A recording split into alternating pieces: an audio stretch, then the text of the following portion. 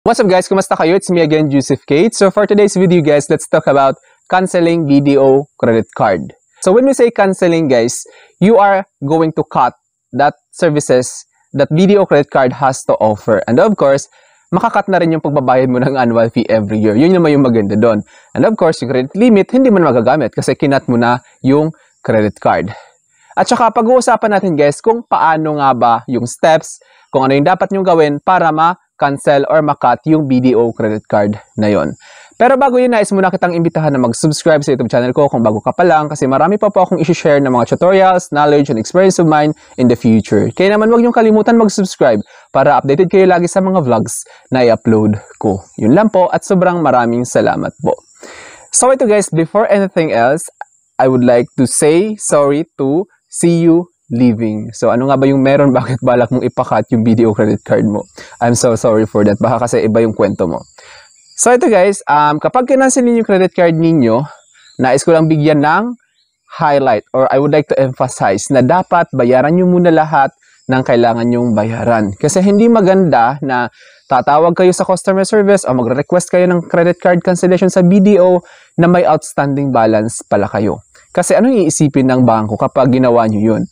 Malaki pala yung balance tapos tatawag ka para ipa-cancel. So parang tatakasan mo yung obligasyon yung bayaran yung credit card ninyo. Hindi magandang idea na tatawag kayo, magpapakat ng credit card, tapos may outstanding balance pala kayo. So, yun lang naman.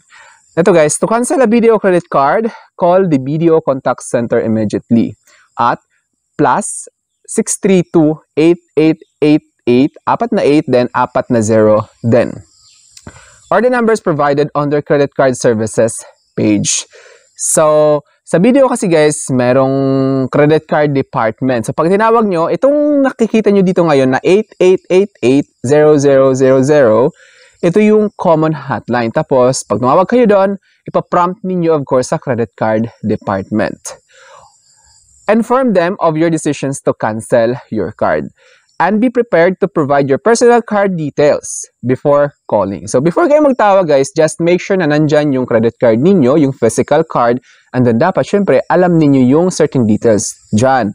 Kasi may mga validation na tinatawag si BDO Customer Service before nila i-proceed yung credit card cancellation. Ensure your mobile number and email address are updated with BDO to receive important advisories. Kasi after you cut out your credit card, after you requested to cut it out or to cancel your BDO credit card, makaka-receive kayo ng mga future advisories if it is successfully cut or cancelled na. And remember to fully pay any outstanding balance. Tulad ng sabi ko, make sure to pay it off first before kayo tumawag sa BDO Contact Center to request for a BDO credit card cancellation. Ito yung steps guys kung paano i-cut yung or i-cancel yung BDO credit card. Steps to cancel your BDO credit card. Una is call the BDO Contact Center. Metro Manila. So kapag nasa Metro Manila kayo guys, ito yung hotline number nila. 632-8888-000. Ngayon ito guys, kapag nasa province naman kayo, kapag outside Metro Manila naman kayo guys, ito yung tatawagan nyo. Sa PLDT,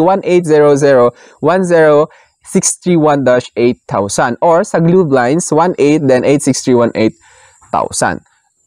Guys, nais ko lang kayong bigyan ng idea na minsan hindi kumo-connect itong outside Metro Manila. So, ang gawin nyo guys, tips ko na lang sa inyo, bibigay ko yung tips.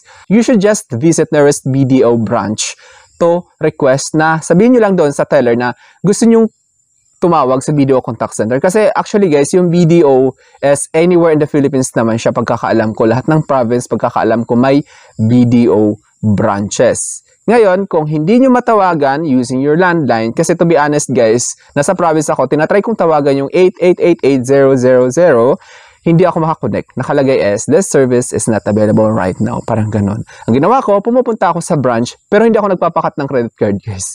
Hindi pa ako nagpakat ng credit card sa BDO actually.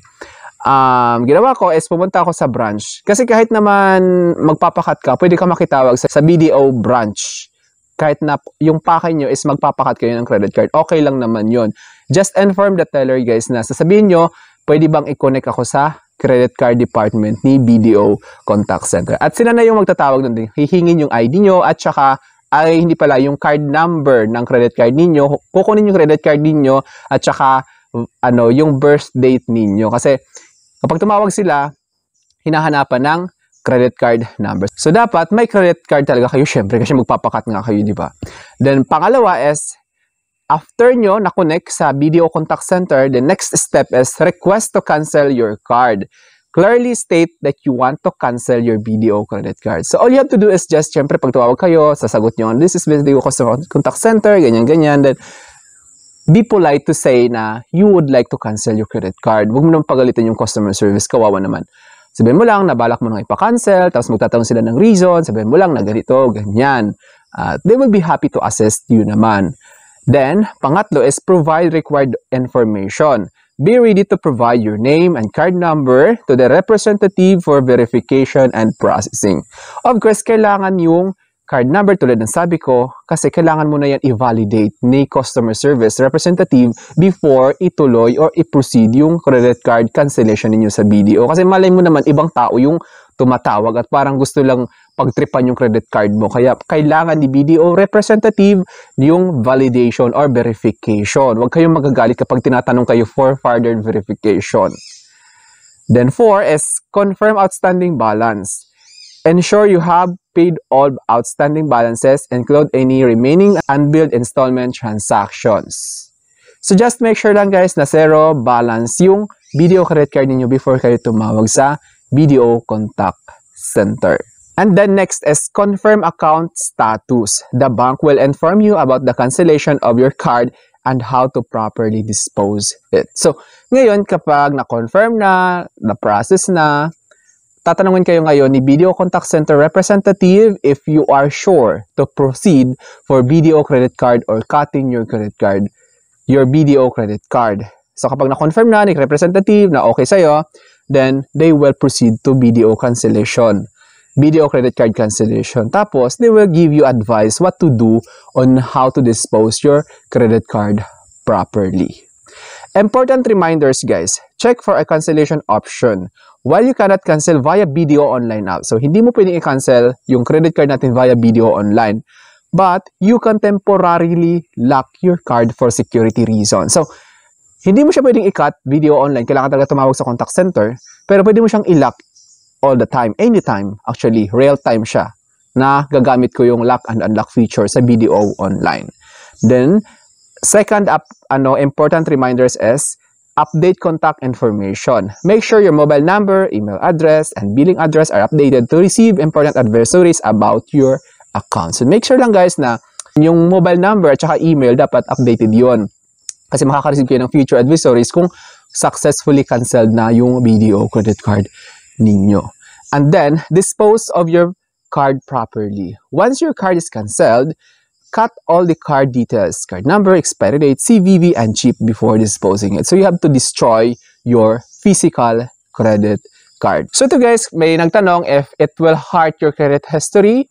For me, the answer is no. As long as wala kayong tinakasang utang sa credit card, it won't hurt your credit records. So I think that's all for now. So sana may na-share ako. Don't forget to subscribe for my videos. It's me again, Joseph Kate, that says we don't have cash because we go for cashless transactions. Bye-bye!